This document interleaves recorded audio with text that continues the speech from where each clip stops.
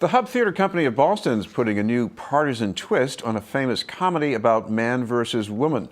The play is called The Taming, written by Lauren Gunderson and directed by Juliet Bowler. To tell us about the production opening this Friday is the company's producing artistic director, Lauren Elias. Thank you very much for being with us, Lauren. Oh, thank you for having me. Well, now that you're dressed up for a part here, you're one of the players, so talk about that. I am. I have the good fortune of playing Patricia, who is the aide to a very powerful, very Republican senator on the Hill.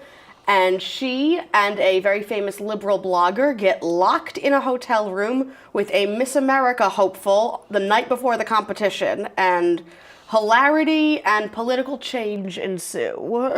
Well, when you bring up the beauty pageant, I'm already thinking of Donald Trump, but on the other hand, this was written before he was even really in the race for president. It's true. This was written in 2015, so it was written before our current political climate, but it has just gotten more and more timely in lots of various ways. Now another thing here is that, that original play by Shakespeare, I said man versus woman, but you got a kind of a Hamiltonian twist here too, right? Indeed we do. This is actually an all-female play, despite the fact that we do take a little trip back in time and visit our founding fathers. They're played by what would be founding mothers. So it's very interesting to have such three very different women on stage playing these ginormous historical figures, these gods of American history, basically. Now, without spoiling anything here, tell me about the story, because the way this is set up, does this got to do with a beauty pageant somehow? It does indeed. It takes place on the eve of the Miss America pageant, and Miss Georgia, Miss Catherine Chelsea Hartford, decides that she is going to drop her platform of sunglasses for babies and switch to rewriting the Constitution. She wants to call a new constitutional convention and whip our government into shape. And so she drafts or imprisons for help my character, who is a senatorial aide to a Republican senator and a very liberal blogger. So we got both sides of the aisle trying to come together here. Yeah, I know people in pageants can be pretty ambitious, but we're talking about those other two characters. They're pretty ambitious too, right? They are very ambitious. My character, Patricia, actually has gotten single-handedly through her puppeting of her senator a very important, very good bill onto the Senate floor that will help bring jobs back to America, and she's immensely proud of it. And Bianca, our liberal blogger, is single-handedly trying to save an entire species called the panda shrew. Hence, Taming of the Shrew. Gunderson loves her puns. And so that's where... yes, it is a play full of women with ambitions as high as their hair.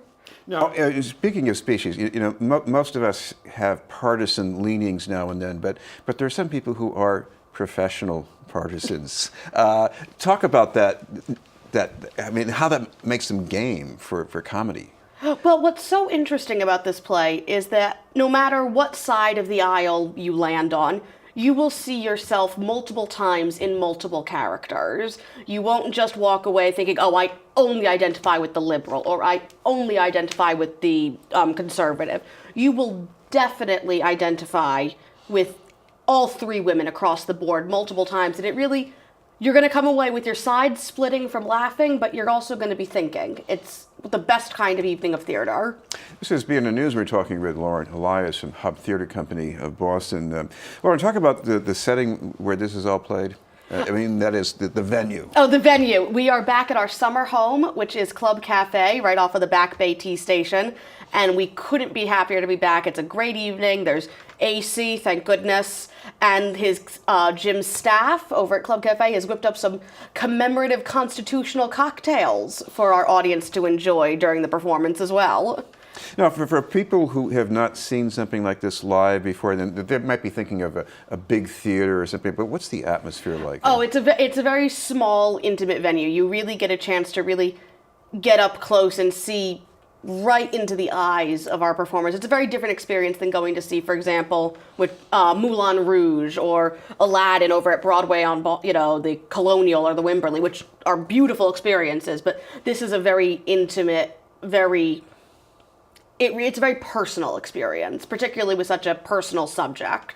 Now, I also know you're not trying to disillusion people totally about politics because you want to encourage them to make sure they're registered to vote, Indeed, too. we are. We are having a voter registration drive. So voter registration forms will be available at every performance because we want to make sure that everybody gets to make their voice heard at the midterm elections this year. Well, I should also mention, in terms of kinds of activism, you're not just in business to put on plays and have people look at them. You have a mission that goes a little bit beyond that, too, right? Indeed, we are. Hub Theater Company of Boston is and always will be a pay-what-you-can theater company, which means that we don't set our ticket prices. We let our audience do that so that there is no barrier between our art and our audience. Whatever you can afford to pay for a night out at the theater, that's what gets you in the door. Well, we should mention you got some more information about this online, so where can people check Yes, that out? our website is www.hubtheaterboston, theater spelled RE.org. Right. Thank you very much for being with us. Thank you. Lauren Elias from Hub Theater Company of Boston.